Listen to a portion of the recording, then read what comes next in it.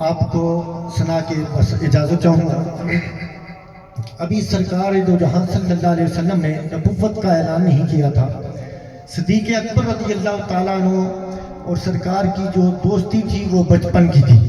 تو ایک مرتبہ علامہ کاشفی علیہ رحمت وہ بھی لکھتے ہیں، معجزات مصطفیٰ صلی اللہ علیہ وسلم ایک کتاب ہے، اس کے اندر بھی یہ واقعہ ہے کہ جب سرکار صدیق اکبر رضی اللہ تعالیٰ عنہ شام کی طرف گئے تجارت کے لیے، کچھ سامان لے کے گئے، تو راستے میں ایک جنگل آتا ہے۔ اس جنگل میں پہنچے تو وہاں سیدنا صدیق اکبر رضی اللہ تعالیٰ عنہ اور آپ کا ایک غلام تھا۔ وہاں آپ کو رات آ گئی، آندھی اور طوفان آ گیا، بڑا مسئلہ تھا اس وقت کہ آپ نے چاروں طرف دیکھا کہ کوئی ایسے جگہ مل جائے کہ جہاں ہم سٹے کر سکیں، جہاں اس بارش سے بچ سکیں۔ اپنے غلام کو بھی حکم دیا، وہ دیکھنے لگا، اسے ایک مقام نظر آیا، وہاں دیوا جل رہا تھا۔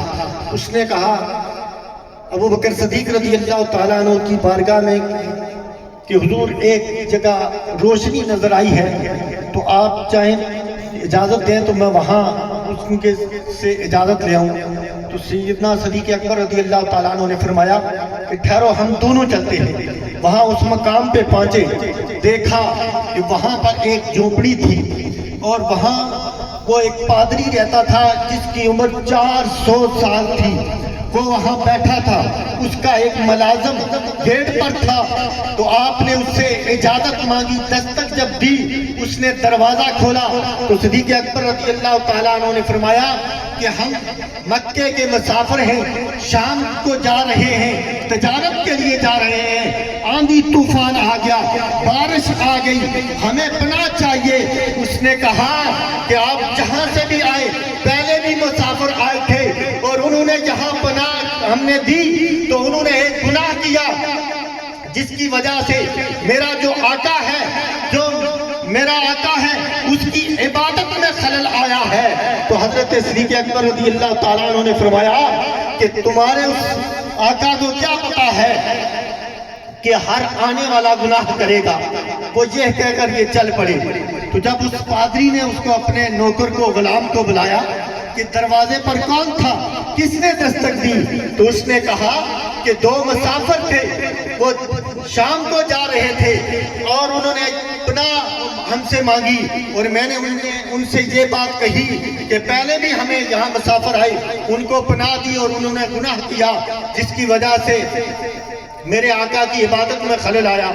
تو اس نے یہ جواب دیا کہ تمہارے آقا کو کیا پتا ہے کہ ہر آنے والا گناہ کرے گا۔ تو اس پادری نے کہا کہ جاؤ بھاگ کر ان کو بلا کے لے کے آئے۔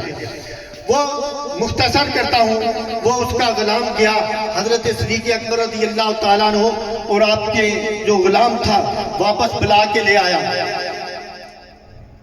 تو جب اس پادری کے پاس یہ دونوں پہنچے نا، سیدنا صدیق اکبر رضی اللہ تعالیٰ عنہ، ابو بکر صدیق، اس وقت ابو بکر ہی نام تھا، جب آپ پہنچے نا اس کے پاس تو اس نے کہا کہاں سے آئے ہو؟ تو آپ نے فرمایا کہ ہم مکے سے آئے ہیں۔ اس نے کہا وہ مکہ جو دو پہاڑیوں کے درمیان میں ہے؟ صدیق اکبر رضی اللہ تعالیٰ عنہ نے جواب دیا ہاں جی، وہ مکہ جو دو پہاڑیوں کے درمیان میں ہے۔ تو اس نے، علامہ کاشفی علیہ رحمت فرماتے ہیں کہ اس پادری کی عمر 400 سال تھی اور اس کی یہ بھویں جسے ہمیں پرماٹا کہتے ہیں نا، انہیں لکھا بھویں، اس کی یہ اوپر کا گوشت نیچے آتے بعد اس کی آنکھیں بند تھی۔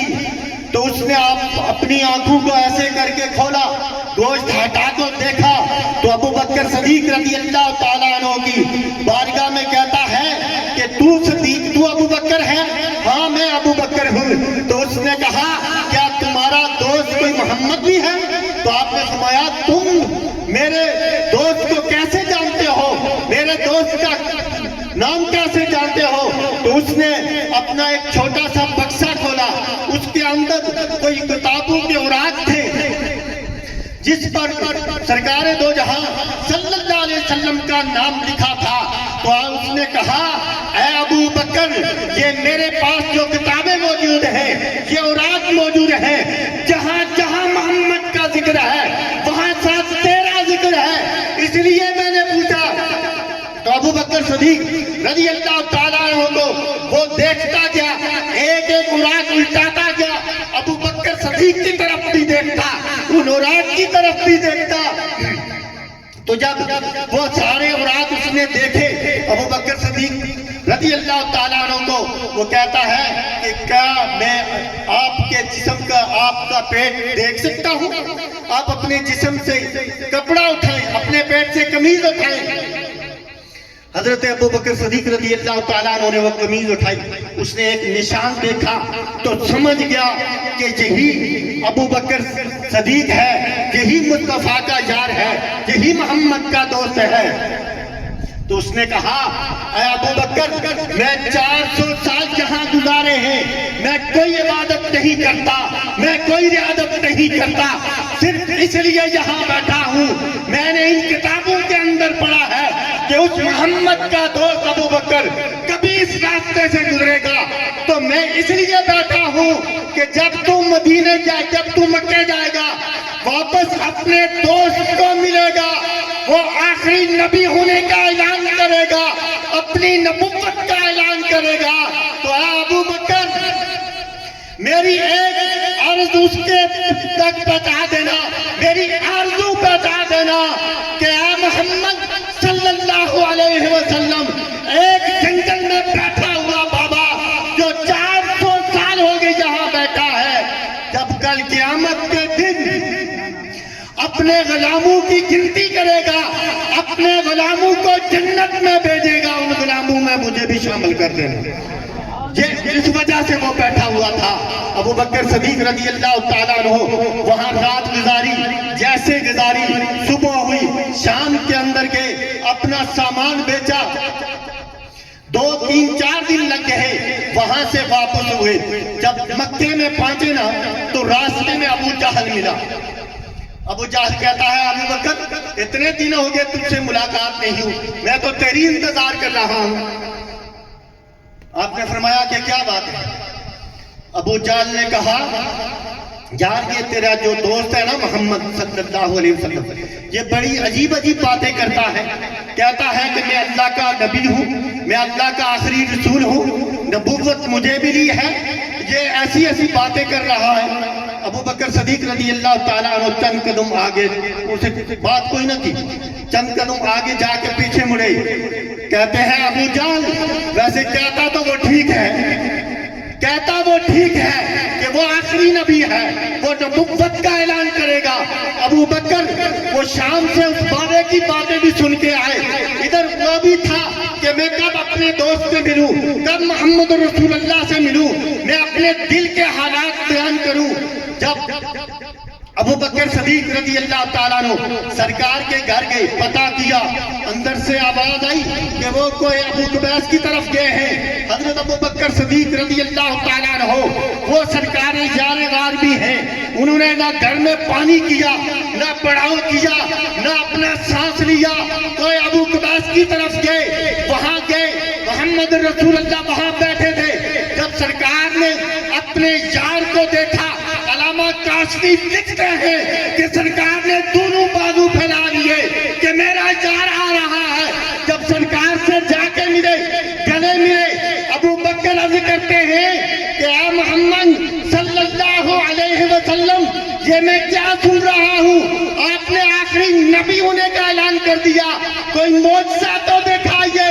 سرکار نے فرمایا، صدیق، اے ابو بکر، تو معجزہ دیکھنا چاہتا ہے کیا آسمان سے تارے لا کے دوں، یا چاند توڑ کے دوں، یا تو بتائے گا کہ وہ جنگل والے بابے کی باتیں تو بتاتا ہے یا میں بتا کے دوں؟ ابو بکر صدیق رضی اللہ تعالیٰ عنہ سرکار کے قدموں میں گرے، گر کے عرض کرتے ہیں، یا رسول اللہ مجھے کلمہ پڑھا دیجئے۔ ابو بکر کوئی معجزہ تو دیکھ، یا رسول اللہ صلی اللہ علیہ وسلم، جو مکے میں بیٹھ کر شام کی خبریں دے سکتا ہے، وہ کوئی ابو قبیس میں بیٹھ کے آسمان کی خبریں بھی سچی دیتا ہے۔